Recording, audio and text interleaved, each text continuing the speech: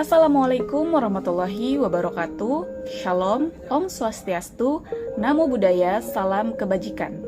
Halo teman-teman, perkenalkan nama saya Nur Maida. Saya mahasiswi Universitas Tangerang Raya, Fakultas Keguruan dan Ilmu Pendidikan, Program Studi Pendidikan Bahasa dan Sastra Indonesia. Pada video kali ini, saya akan menjelaskan materi tentang teks anekdot. Nah, sebelumnya, apakah teman-teman ada yang sudah tahu apa itu teks anekdot? Tentunya teman-teman pasti sudah tidak asing ya dengan teks anekdot ini. Nah, teks anekdot sendiri adalah teks yang memaparkan cerita singkat yang menarik, lucu, dan mengesankan. Karena isi teks anekdot merupakan kritik atau sindiran terhadap kebijakan, layanan publik, perilaku penguasa, atau suatu fenomena maupun kejadian. Menurut Kamus Besar Bahasa Indonesia atau KBBI, teks anekdot dapat diartikan sebagai sebuah cerita singkat yang menarik karena lucu dan mengesankan. Selain itu, teks anekdot biasanya juga membahas orang penting atau terkenal, dan tentunya berdasarkan kejadian yang sebenarnya. Hal ini yang membuat teks anekdot pada dasarnya merupakan sebuah cerita lucu yang ditulis dan dibuat berdasarkan apa yang terjadi di dunia nyata. Namun, meskipun terkesan sebagai teks lucu, teks anekdot banyak menyimpan pesan moral atau amanat dan kebenaran yang dipercayai banyak orang. Hal inilah yang membuat teks anekdot memiliki tujuan untuk menghibur seseorang, sehingga tertawa dan bahagia, walaupun membawa maksud kritikan. Nah, sampai sini apakah teman-teman mengerti apa itu teks anekdot? Nah, setelah tadi kita membahas tentang pengertian teks anekdot, berikut adalah ciri-cirinya. 1. Mampu menghibur dan membuat pembacanya tertawa. 2. Memiliki sifat menggelitik. Hal ini berarti teks anekdot dapat membuat setiap orang yang membacanya akan merasa terhibur dengan kisah lucu yang terdapat di dalam teks. 3. Memiliki sifat menyindir. Dalam beberapa kisah teks anekdot ditemukan banyak yang dipakai sebagai media untuk menyindir sesuatu, baik itu orang maupun kelompok. Oleh karena itu, teks anekdot bisa juga dibilang sebagai media untuk mengkritik suatu peristiwa yang sedang terjadi.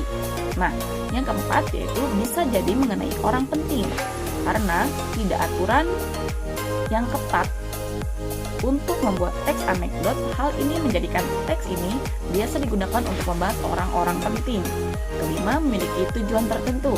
Tidak seperti teks yang lain, teks anekdot lebih fleksibel untuk dibentuk sesuai keinginan dari penulis. Dengan begitu, penulis memiliki sudut pandang yang lebih luas dan bisa menghasilkan teks anekdot dengan maksimal. Nah, seperti itu ya ciri-cirinya. Setelah tadi kita membahas ciri-cirinya, selanjutnya adalah tujuan dari teks anekdot. 1. Membangkitkan tawa pembaca. 2. Sebagai sarana hiburan. 3. Sebagai saran untuk mengkritik. Selanjutnya yaitu struktur pada teks anekdot. Yang pertama adalah abstrak. Nah, bagian pertama dari teks anekdot adalah abstrak. Bagian ini terdapat pada bagian awal paragraf, yang mana biasanya digunakan untuk memberikan gambaran awal kepada pembaca mengenai keseluruhan isi cerita.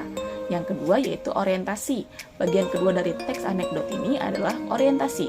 Berbeda dengan abstrak yang memberikan gambaran awal, orientasi biasanya berisi awal kejadian sebuah cerita. Orientasi juga bisa disebut sebagai bagian untuk menjelaskan latar belakang dari sebuah peristiwa utama yang terjadi. Yang ketiga adalah krisis. Bagian ketiga dari teks anekdot adalah krisis. Setelah membaca mengetahui awal cerita dari teks anekdot, krisis akan menjadi bagian dari cerita yang bertugas untuk memberikan penjelasan mengenai masalah utama dari teks. Yang keempat adalah reaksi.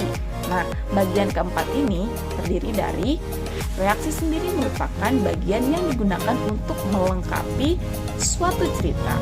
Reaksi biasanya digunakan untuk menyelesaikan masalah dalam sebuah cerita teks anekdot. Nah, kemudian selain dari reaksi, ada juga yaitu koda. Yang terakhir adalah koda. Bagian terakhir dari teks anekdot yaitu koda. Setelah keseluruhan cerita sudah tersampaikan, koda dapat digunakan sebagai penutup, sekaligus pemberian pesan dari penulis cerita, yaitu di dalam teks anekdot tersebut. Nah, selain itu, berikut adalah kaidah kebahasaan teks anekdot yang perlu teman-teman ketahui ya. Di antaranya yaitu 1. Menggunakan kata keterangan waktu lampau. Nah, seperti itu ya. Yang kedua, menggunakan kata penghubung. Yang ketiga, menggunakan kata kerja. Yang keempat, menggambarkan urutan peristiwa berdasarkan waktu. Yang kelima, menggunakan jenis pertanyaan retoris, yaitu kalimat pertanyaan yang tidak mengharuskan untuk dijawab. Nah, sebelum mengetahui beberapa contoh teks anekdot, kamu bisa simak cara menyusun teks anekdot di bawah ini. 1. Pilihlah topik atau tema yang akan dibahas dalam teks anekdot. Kedua, tentukan tokoh yang ada di dalam teks anekdot. Itu yang paling utama ya. Tokohnya siapa, kamu harus tentukan dulu. Nah, setelah tadi menentukan tokoh, selanjutnya yaitu pilih atau tentukan suatu peristiwa yang akan dijadikan sebagai latar belakang. Nah, membuat rangkaian peristiwa dalam bentuk alur teks anekdot.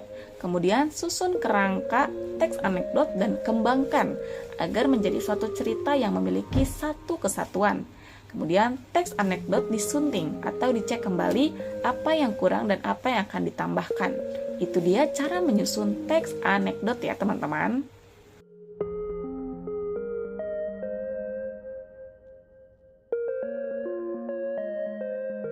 Nah, dari contoh anekdot tersebut dapat diketahui secara jelas bahwa dialog sedang membahas masalah yang spesifik, yaitu tentang KPK.